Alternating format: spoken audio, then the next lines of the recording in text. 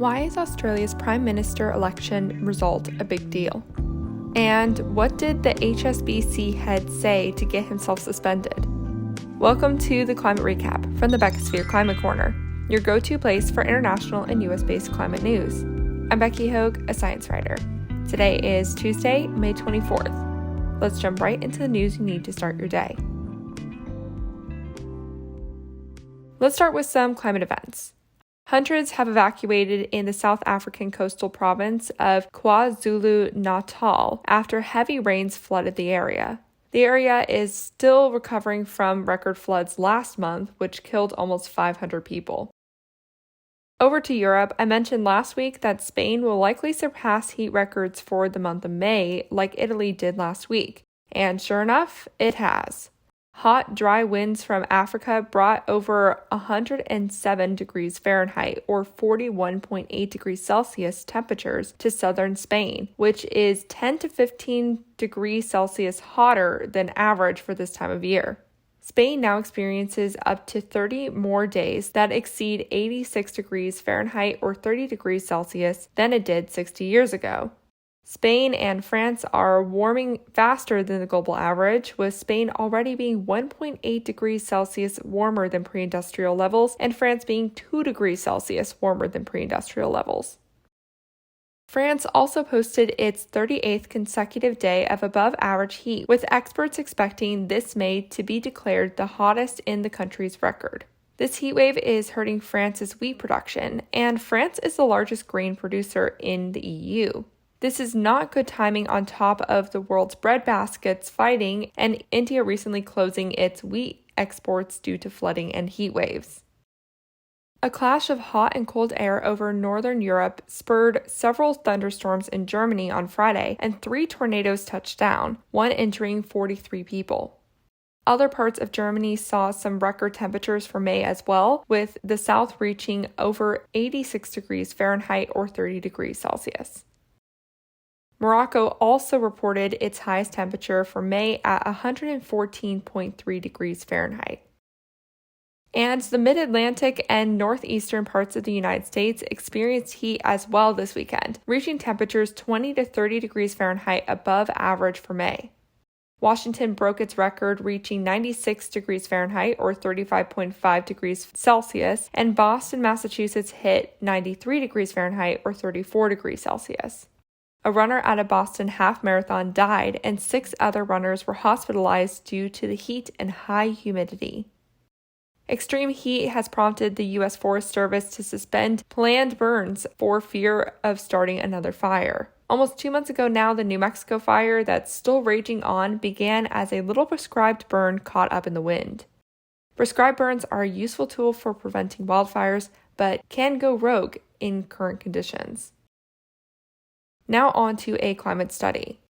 The DeLaureate Center for Sustainable Progress estimates that our current trajectory towards 3 degrees Celsius of warming above pre-industrial levels will take $178 trillion out of the world's economic growth by 2071.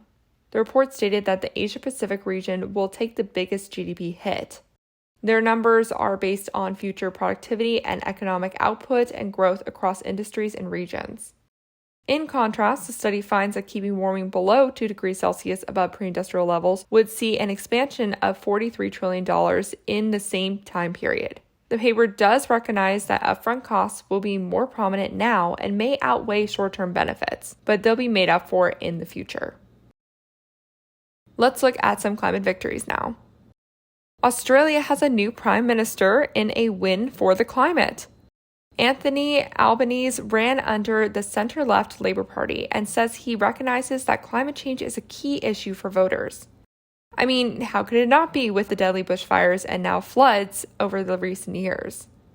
Albanese has signaled that he will adopt more ambitious emissions targets, but has refused to say he'll phase out coal production or close mines. He will be sworn in on Monday. Now it's up to the parliamentary election results to determine how much power pro-climate politicians will have to work with.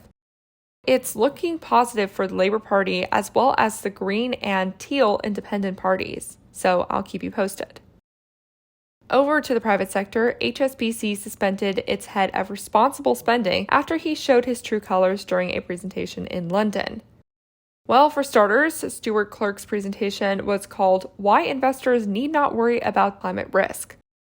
During the presentation, he called climate crisis warnings by the United Nations and the Bank of England as, quote, unsubstantiated, shrill, partisan, self-serving, apocalyptic warnings that are always wrong.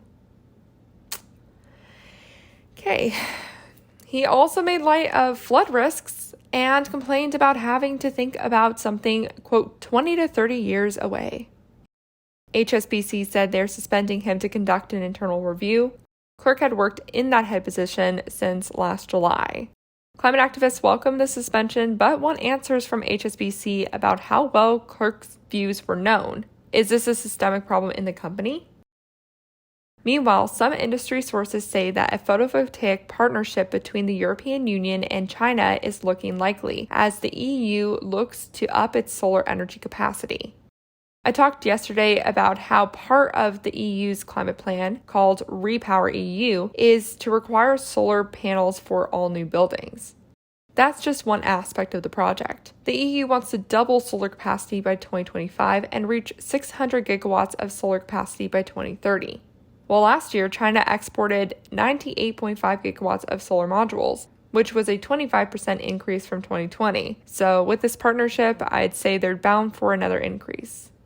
Just to give a little update on China buying Russian fossil fuels, China spent over $6 billion on Russian oil, gas, and coal last month, even though demand has slowed due to the COVID lockdown there. That's a 75% increase compared to last April. Okay, anyways, back to the climate victories though. In a David and Goliath scenario, a German farmer is suing Volkswagen, which is the second largest car manufacturer in the world, over the damage his family's business has experienced from climate change. He is backed by Greenpeace. The farmer says that Volkswagen is responsible for the warming and wants the car company to stop making gas-powered cars by 2030. The farmer made similar demands to Volkswagen last year, and his request was denied. This is one of several climate change legal cases in Germany Greenpeace is backing, and they've gotten mixed results. Some got dismissed, but one made it to the country's top court last year and got the court to order the government to step up its climate action efforts. So I'll let you know if this case gets anywhere. And over in Paris, 2 of the Beltway lanes will be closed to regular traffic to reduce air pollution and increase green spaces after the 2024 Olympic Games, according to the city mayor. One lane will be designated for taxis, buses, carpooling, and emergency access, while the other will just be closed to plant trees. Paris has floated the idea of permanently closing the 2 impacted lanes by 2030 in favor for green spaces and bike lanes, but that idea has not been confirmed. Now for some climate fails.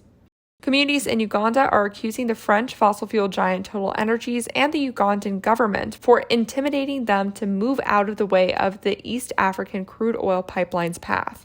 The communities, made up of over 24,700 people, also say they were given unfair compensation for moving.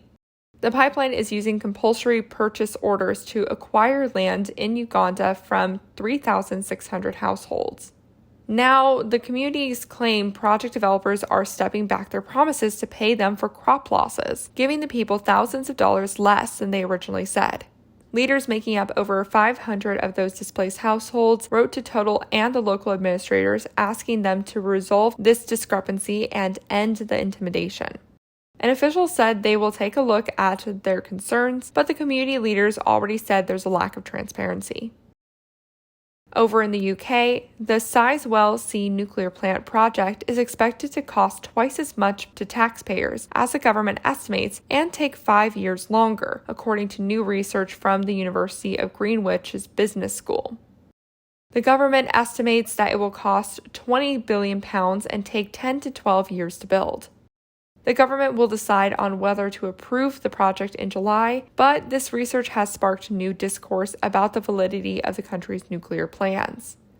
Last week, the developer EDF admitted that a different nuclear plant project, Hinkley Point C, will cost an extra £3 billion, but said consumers will not be hit by these extra costs.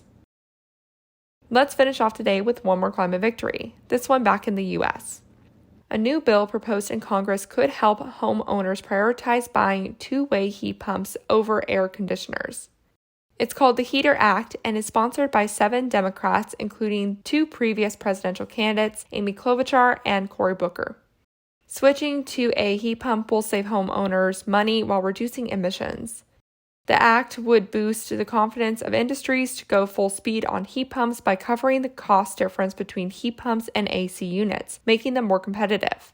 It would also get around 20 states' efforts to ban gas appliances because it still leaves it up to the consumer to decide. A study by Canary Media and the appliance efficiency nonprofit CLASP found that the benefits would outweigh the costs by 5 to 8 times from a voluntary acceptance program like the Heater Act proposes. I'll let you know if this goes anywhere. And that was your climate news for Tuesday, May 24th. If you like the work I do, please follow this podcast, give it a 5-star rating, leave a review, and consider checking out the Beckisphere Climate Corner YouTube channel. Remember to talk about the climate crisis every single day and to support your local news organizations. Bye for now.